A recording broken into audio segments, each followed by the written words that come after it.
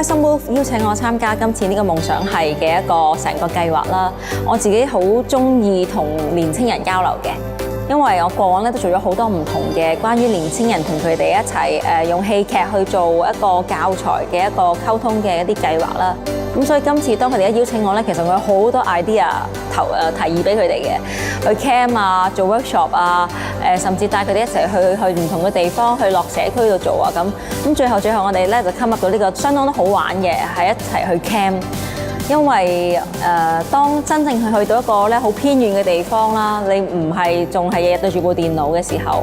着咗啲好輕便嘅衫，我哋真係可以放開自己一齊去玩，去做 workshop， 然後去講戲劇嘅嘢啊，或者分享一啲經驗咯，可能佢哋嘅經驗或者我嘅經驗互相交流咁，所以就有咗呢一個夢想系嘅劇作營啦。